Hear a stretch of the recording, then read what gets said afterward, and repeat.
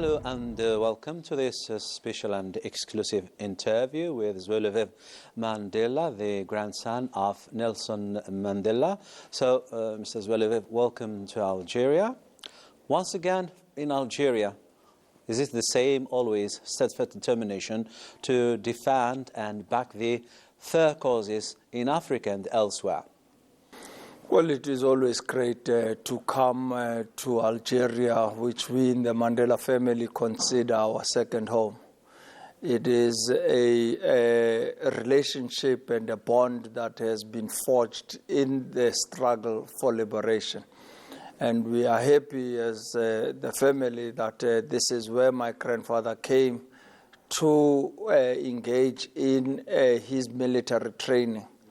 And my grandfather, President Nelson Mandela, has always spoken highly about his times being here in Algeria. And this is why, over the years, we continue to come back to visit our second home and gain inspiration from the Algerians who have been able to sacrifice 1.5 million martyrs in their revolution against the French settler colonialists.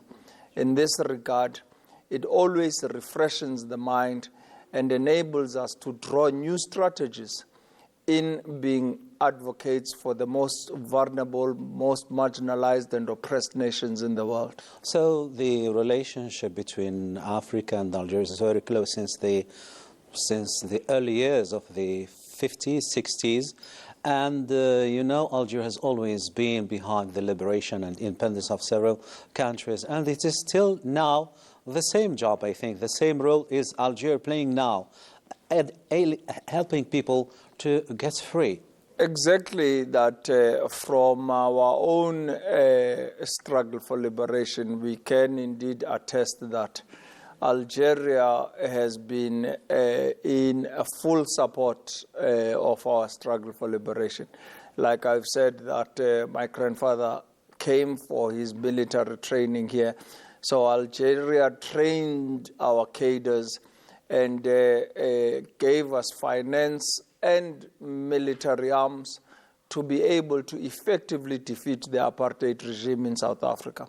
We know, too, the role that Algeria has had in supporting Samora Machel and Frelimo in Mozambique, as well as the support he gave Agostinho Neto and Angola, whom my grandfather met here for the first time in 1962 during his stay here in Algeria.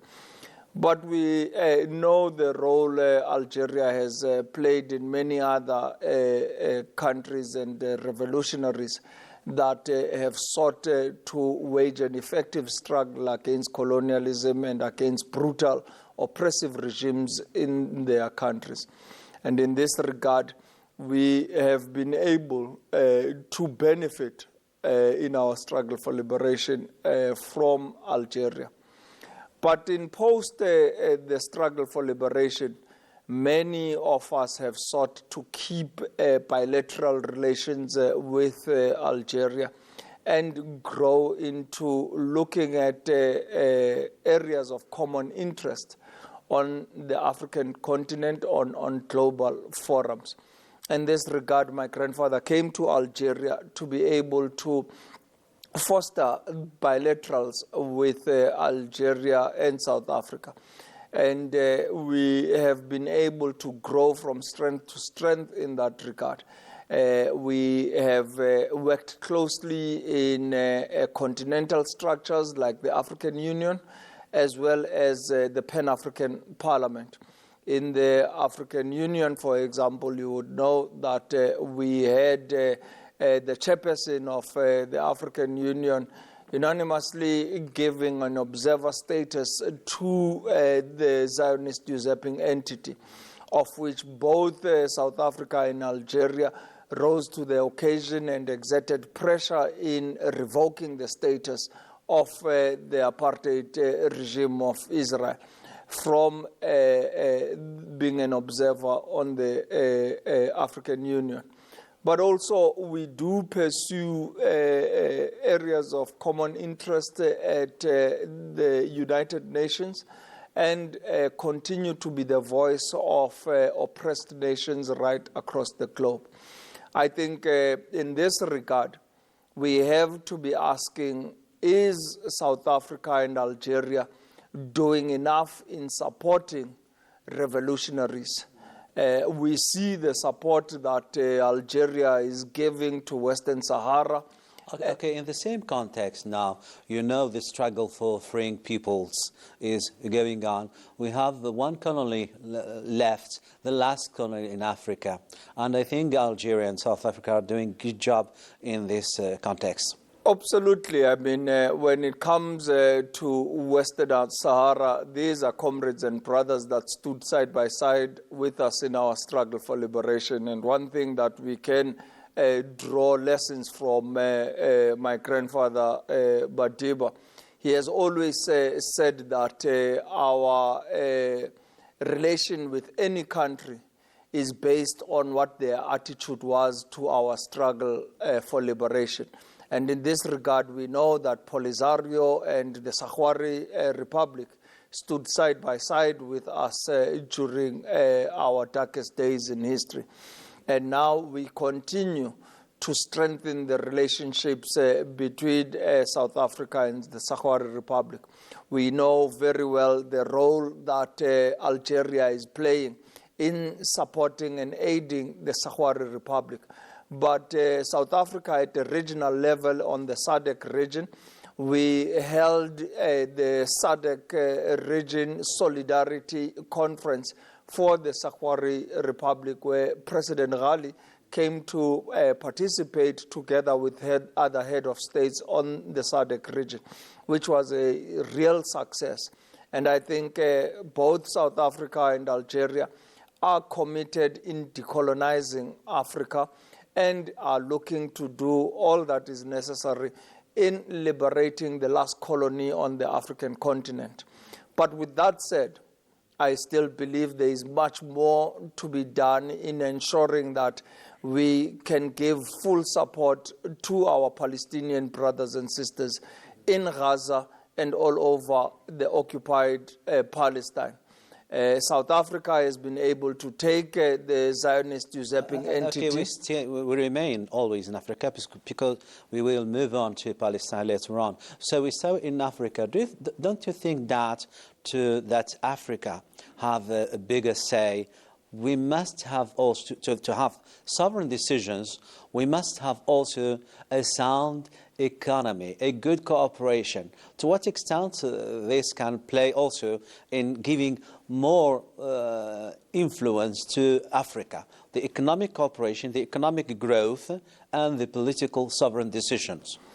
Well, we are looking to ensure that we rid the African continent of the poverty, hunger, and unemployment high rate that we see, particularly of young people. And therefore, we need to look at how we can utilize the Africa Free Trade Agreement in ensuring that we have the economy and trade in Africa strengthened. We need to be able to trade with one another and support one another's own development. In this regard, we have been able to look into what are the cultural exchange programs that we can be able to engage with between South Africa and Algeria. I have been very happy to participate in seeing Air Algerie being able to fly from Algeria to Johannesburg twice a week. A direct line, yeah. A direct line. Yeah. So this has been able to open doors for trade and for import and export on the both sides. We are also looking to see as to what are the other opportunities that we can engage on. I can say that from having come here before in opening the Nelson Mandela Stadium at here in Algiers, I spoke By the way, you were the highly. hero during the inauguration event. Open doors for trade and for import and export on the both sides. We are also looking to see as to what are the other opportunities that we can engage on. I can say that from having come here before in opening the Nelson Mandela Stadium at here in Algiers, I spoke By the way, you were highly. the hero during the inauguration event. I spoke highly on the issue that whilst we celebrate the legacy of these icons of our struggle for liberation, in naming streets and naming buildings after them, we should not forget championing the causes that they stood for. In this regard, we would want to see as to how we can utilize the stadium in building tourism between South Africa and Algeria. In this regard, we ran the Mandela Marathon in South Africa, and we were looking to work closely with the Department of Sports and Culture here in Algeria in ensuring that we can have a Mandela Marathon that runs and ends at the Nelson Mandela Stadium. So this will be able to promote marathons on the African continent and giving opportunities to athletes in South Africa to meet with athletes here in Algeria. Okay, in the same context, you should know that Algeria has devoted $1 billion to promote development in several African countries. Well, we would be highly interested into looking into what we can be able to engage on in terms of that fund. For example, there are a number of opportunities in rural South Africa where Madiba was born and raised, where his birthplace is located, and where his burial site is located. We have a lot of agricultural lands that are laying fallow because over the years, the settler colonialism as well as colonialists have destroyed our ability to farm. And therefore, if we are able to partner with experts in agriculture on animal farming as well as crop farming, we can be able to develop small-scale farmers in rural South Africa that can then engage in fresh produce to be able to sell to the Algerian market and vice versa. Let's shift now to another cause, namely the Palestinian cause. You know now Africa is represented at the UN Security Council, of course, non-permanent members with 3 countries. And Algeria, along with South Africa, managed to bring the Zionist entity before the International Court of Justice.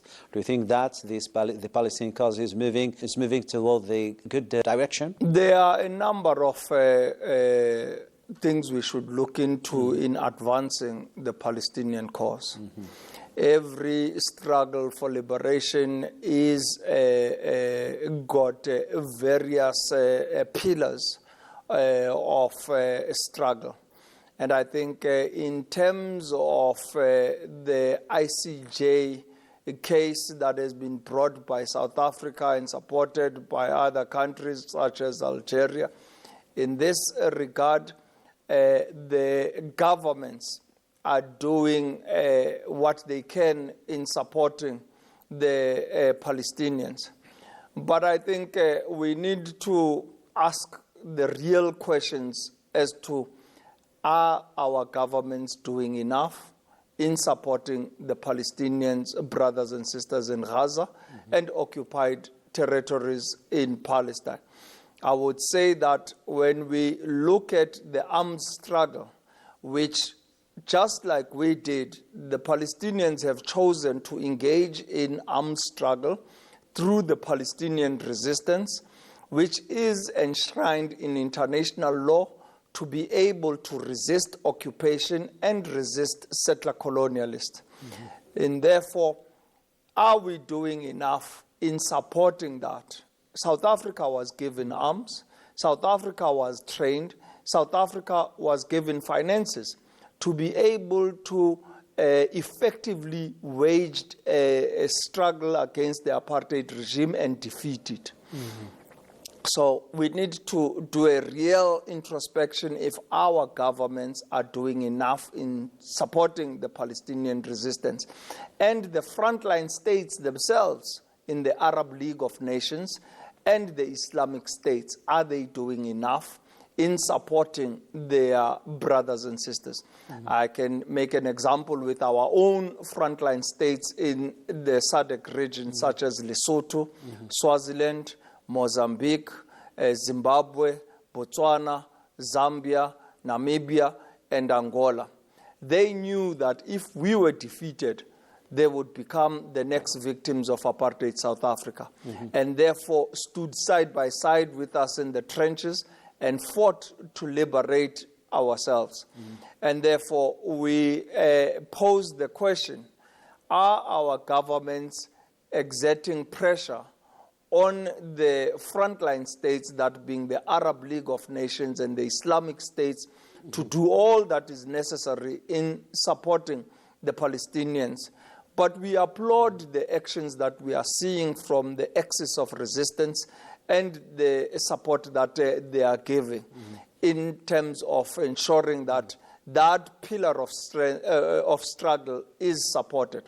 But also when it comes to internal resistance, we know that there is civil society that needs to also be activated in ensuring that they are able to engage in protests and marches. And we therefore need to be giving our collective support in ensuring that Palestinians are in the front line and are ensuring that they are able to engage in peaceful protests and marches in Gaza as well as in occupied territories. We have seen the likes of BDS in Palestine growing from strength to strength, and therefore call on unity amongst Palestinians, whether it be in civil society or in the Palestinians' resistance, to work together in coordinating their efforts. But there is also the Palestinians in the diaspora. We have 7 million Palestinians in the diaspora, which we need to activate and ensure that they become the ambassadors of their own struggle for liberation and lend their voice to advocate for the atrocities that are being meted out on a daily basis against their brothers and sisters in Gaza and occupied Palestine. At the level of our governments, are we doing enough in terms of boycott, divestments, and sanctions against the Zionist usurping entity? And therefore, we are making a call to our governments, to civil society, to do their part and ensure that we can isolate the Zionist usurping entity and make it the pariah state that it is. Latest development is that the International Court considered the Zionist occupation of Palestine as illegal or unlawful. Do you think that this is a breakthrough for the Palestinian cause? It is a breakthrough. We applaud it. But who is enforcing it? Who's going to ensure that tomorrow there's no bombings, there's no further erection of these illegal settlements that the usurping entity has been engaging in for the past 76 years? You must know that on each and every day, they have been able to raise 531 villages of the historical Palestine, and they have not stopped.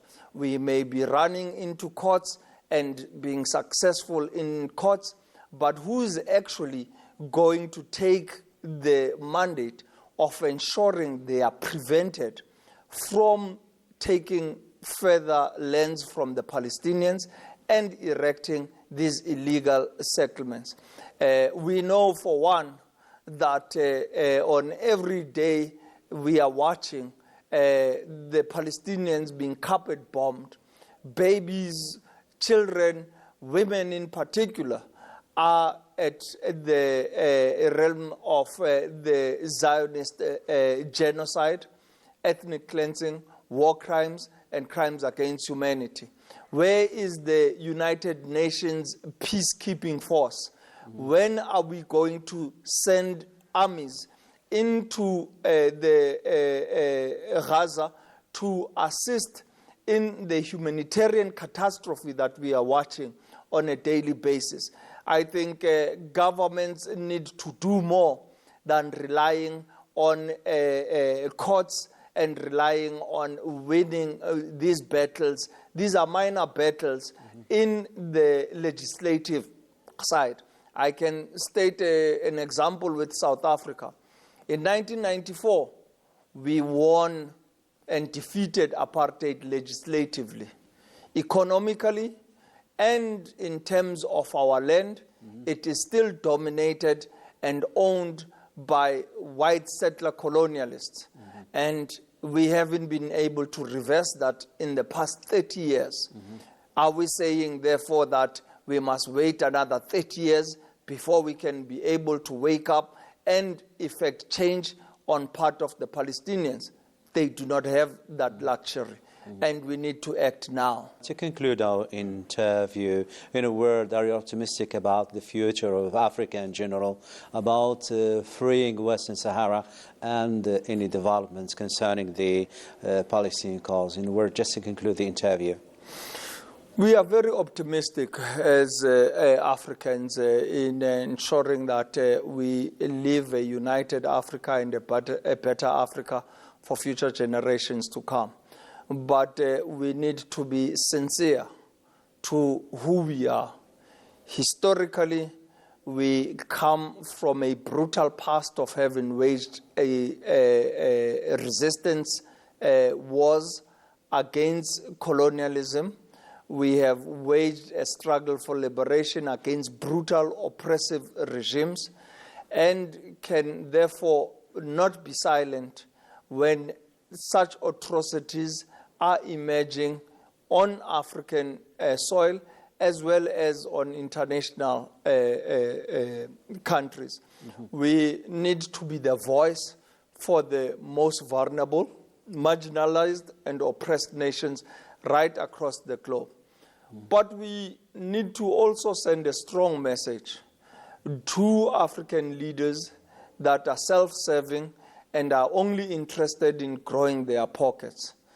We want to see leaders like the founding fathers of the Organization of African Unity in ensuring that we are able to have leaders that are there to serve their people, leaders that are there to ensure that they better the lives of their people. The grandson of Nelson Mandela, thank you very much for this interview. With this, we come to the end of this special and exclusive interview. See you next time. Keep tuning to our channel, and bye-bye for now.